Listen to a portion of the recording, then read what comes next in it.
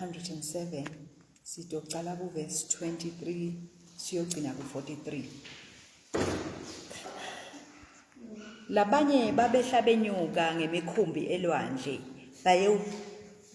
babephila ngekuhweba. Bayibona imisebenzi yaSimakadze netimangaliso takhe ekujuleni kwalo. Wakhuluma kwavuka sivunguvungu sandlondlobalisa emagagasi elwandle.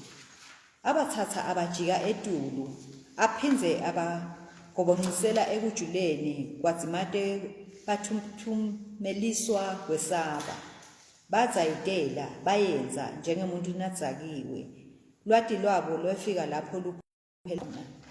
Base bakhala Simakadze, basekulo lolo lusizi lwabo.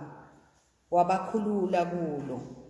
Wathulisa kubhemuda kwelwandle emagagasi alo abinza. Bathokota ngoba kwasekuba nekuthula. Wabaholela esikhulumulweni labe baconze kuso.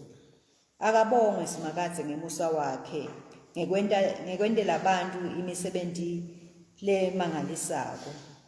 Abamphakamise emkhambatsini wesive, bamdumise emhlanganweni webaholi. Imifula wayigucula yaba lihlane, tiyalutoma taba lubhubhushi.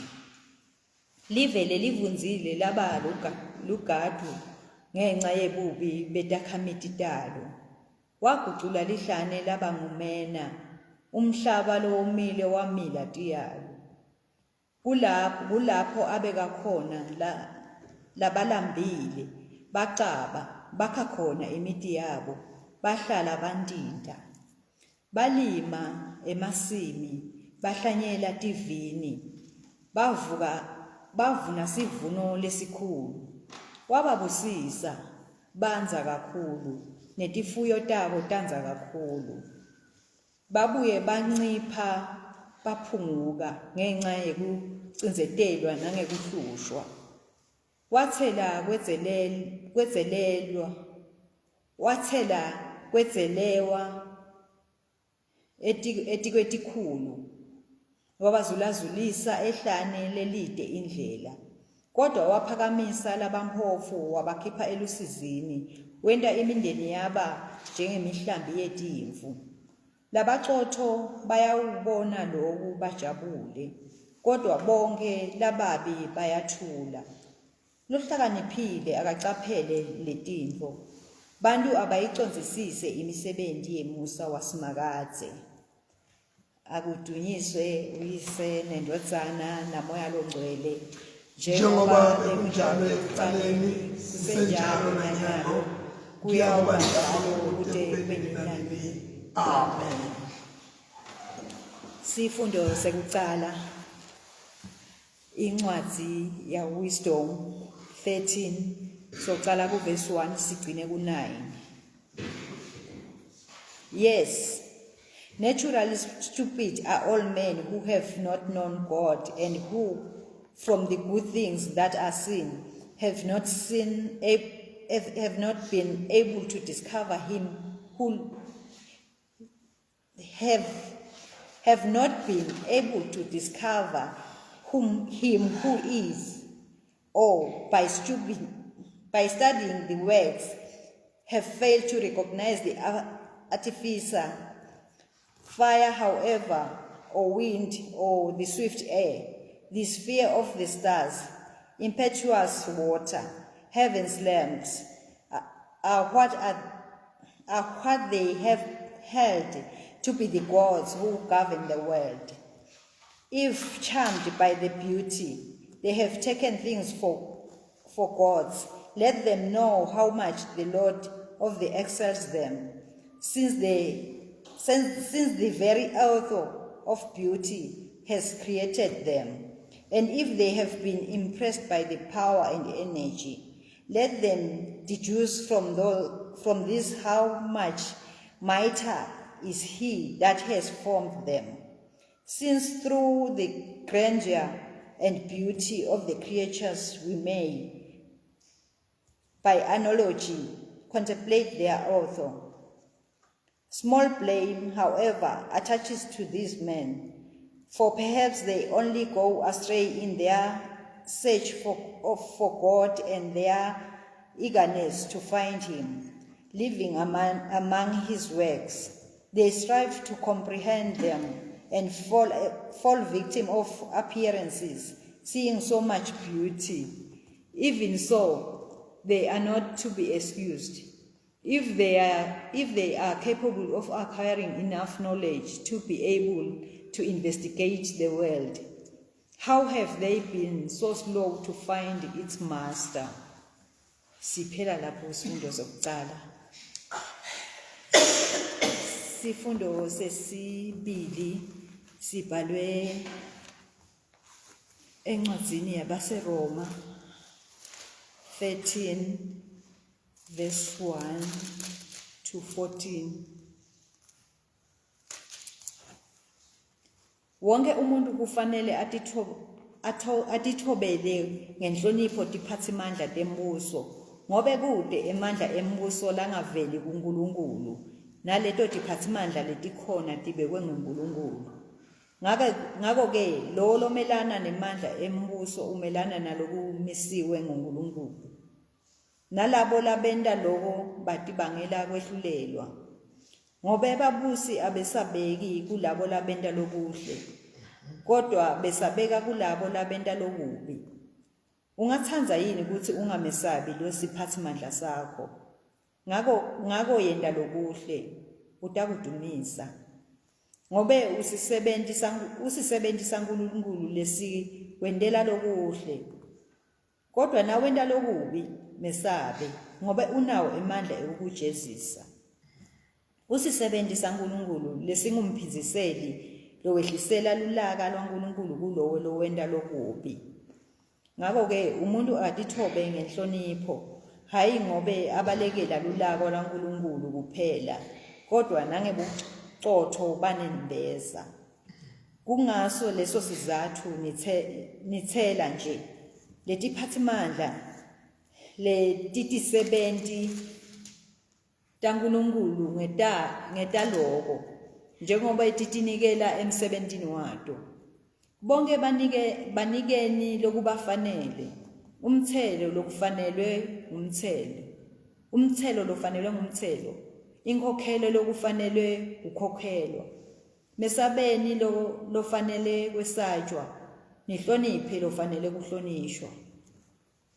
Ningakweleti umuntu noma seyini ngaphandle kwekuthi nithandzane, ngoba lo lothandza makhelwane wakhe so ugcwalisile umthetho.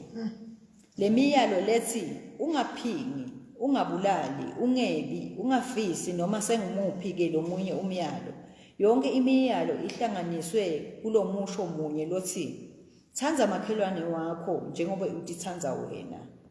Luthando alukwendi lokubi kumakhelwane, ngako-ke luthando lukugcwaliseka kwemthetho. Yendani loko nati kutsi sikhatsi sesifikile, ngiso lesikhatsi sekuthi nivuke ebuthongweni, ngobe nyalo insinziso yethu seyisidute kunangalesikhatsi lesakholwa ngaso. Busuku sebuyaphela, imini seyisonzele. Ngako-ke asilahle yonke imisebenti yebumnyama, sihlome tikhalite kukhanya. Asitiphathe ngalokufanele njengalabahamba emini, hayi ngekumita nangekudzakwa, hayi ngekuphinga nangekugwadla, hayi ngekucabana nangemona. Kodwa yembatsani iNkosi Jesu Kristu, ninganakekeli kutsi lesimo senu semtimba lesonakele ningasenelisa kanjani ngetinkanuko taso. Siphela lapho isifundo sesibili. Amen.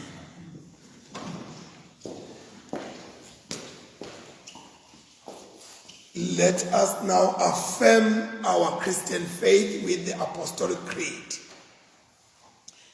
Ngiyakholwa uNkulunkulu usomandla, umdali welizulu nemhlaba.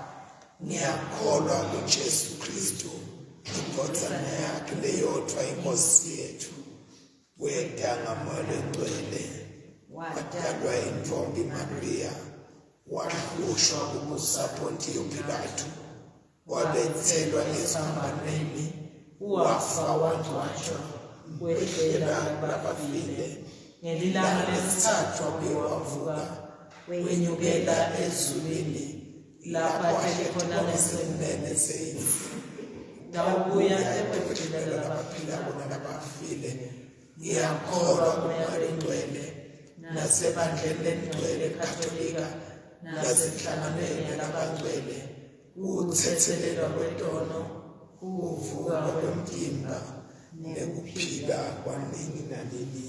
Amen. Ngosisi hawukele Kristu sihawukele.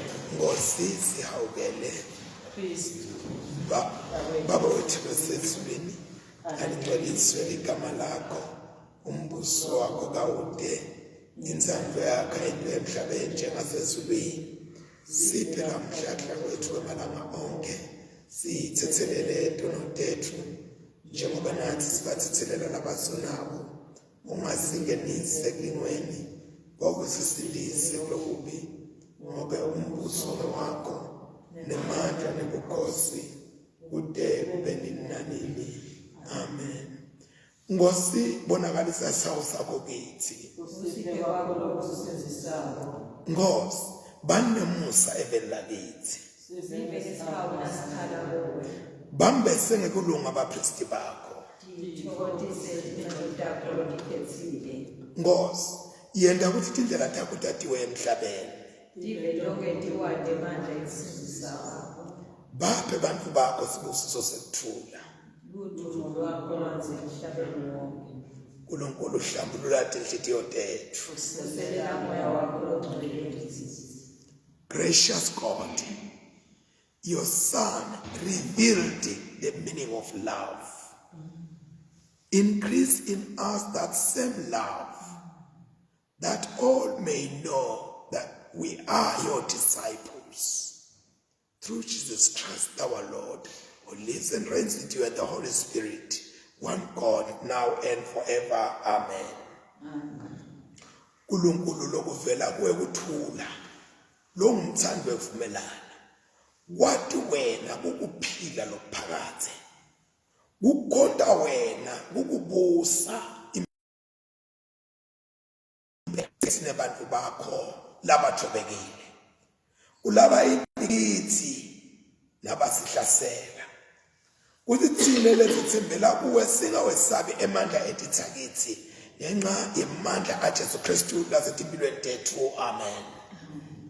Babe somandla lokhona nini nanini usiphephisile sathi safika eqaleni kwalolunye lusuku sivikele ngemandla akho lamakhulu kuthi sikhululwe eboneni bonke siphephe etingodini tonke siqondise ukuthi sende kuphela lokho lokuhle emehlweni akho ngaJesu Kristu inkosi yethu. Amen. Sidawucela umnakethu Magongo athathe indzawo. Amen.